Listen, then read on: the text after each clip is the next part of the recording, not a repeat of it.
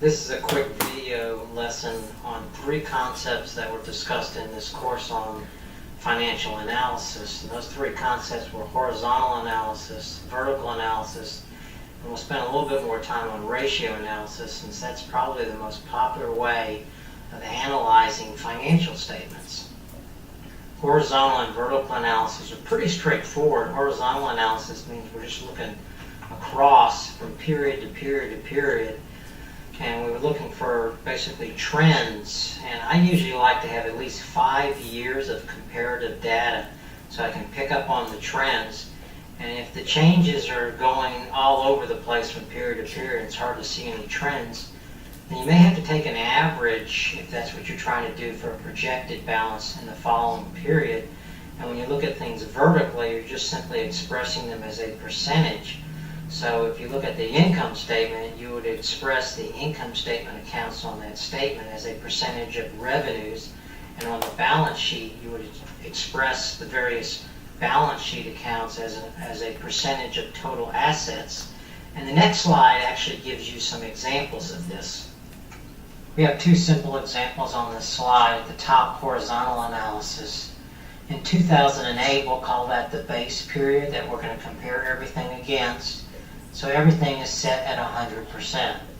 In the following year, 2009, our revenue number increased from $100,000 to $108,000. 8,000 divided by $100,000 is 8% increase, 108%. In the following year, 2010, the revenue number went up to $120,000. $20,000 divided by $100,000 is a 20% increase, or 120%. So in 2010, we're comparing everything against that base period, 2008, and we're showing what the percentage increases are, or changes from year to year from that base period. In the example below, we have vertical analysis. In this example, we have net sales of $300,000. We show it at 100%. And our gross profit is 80%. So basically what we're saying is for every dollar of net sales, 80 cents is gross profit, 30 cents of that dollar is net income. And you can also say that return on sales is 30%. So vertical analysis kind of helps give you insights into some of those ratios that we're going to talk about in the next slides.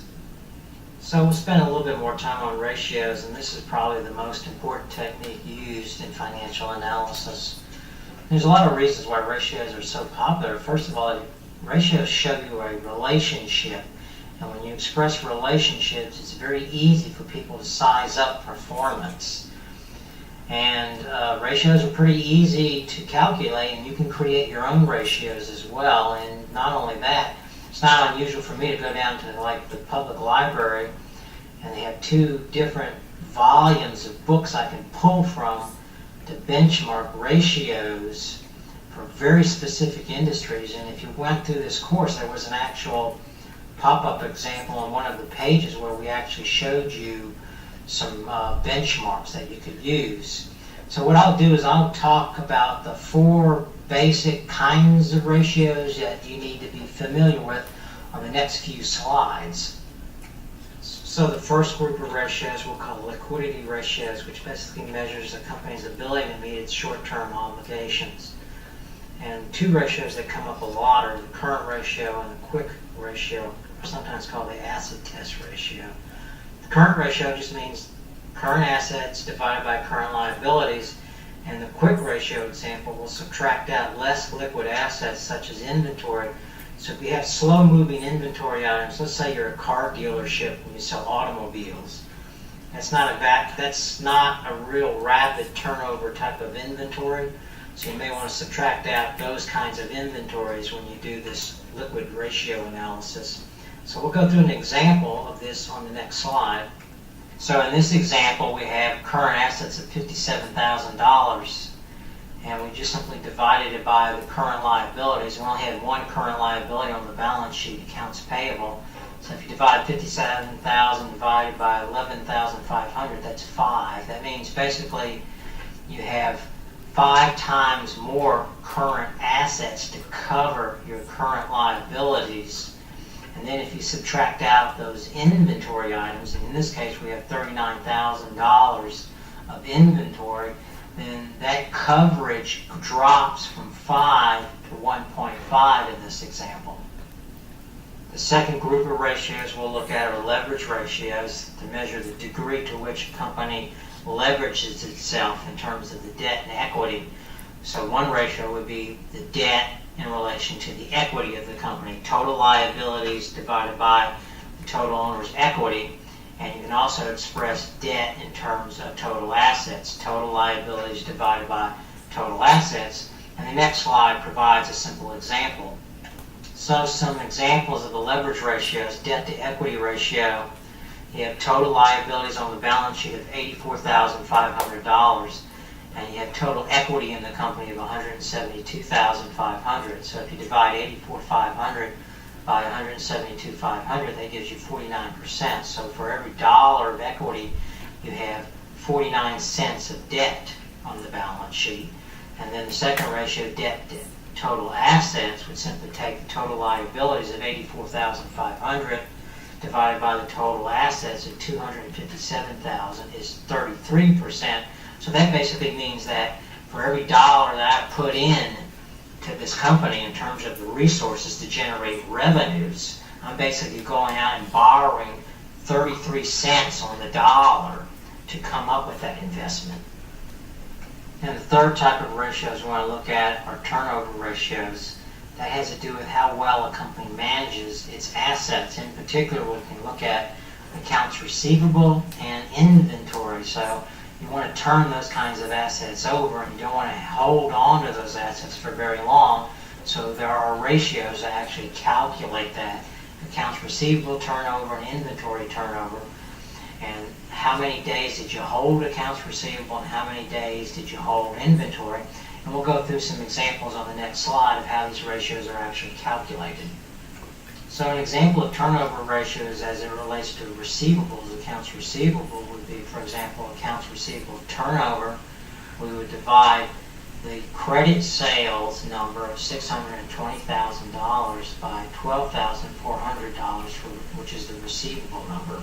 And we're assuming that sales revenues are credit sales, so there's a relationship between the fact that those revenues are money owed to us and will pass through the receivable account, so we can make that relationship. And if that relationship is for 1 year, the sales revenue number represents the 1 year number, and that receivable is basically the balance we have during the year, more or less. We can say, okay, we divide $620,000 divided by $12,400. So during the year, we're able to turn our receivables over 50 times during that time frame. And once you know what that ratio is, the turnover ratio, then you would take the turnover ratio and you would divide it into the number of days during the year, or the period that you're questioning. And in this case, a 1 year period is 365 days. The turnover ratio is 50. So that means on average, you only held those receivables for 7 days, which is a very short period of time. So we want to get the turnover high and the receivable numbers. We want to hold that receivable for a very short period of time. This is the kind of stuff you don't want to hold on to. So we're looking for high turnover ratios and minimal days held. And the fourth and final set of ratios are profitability ratios.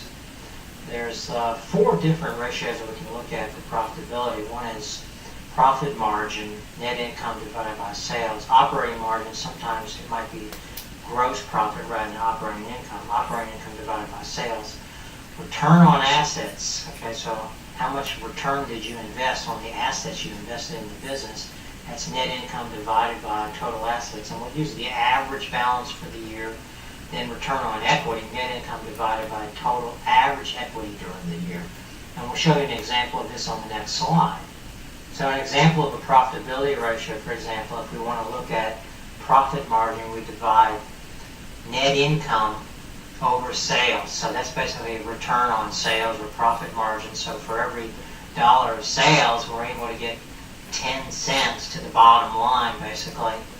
And the operating income, notice that we have a little noise in the income statement. Investment revenue, that's not operational related. So if I calculated operating income, I would focus on the operational stuff, sales revenue, less cost of goods sold, less marketing and selling expenses, less G&A, general and administrative expenses. That gives me operating income of $33,000 divided by that sales revenue number of $620,000.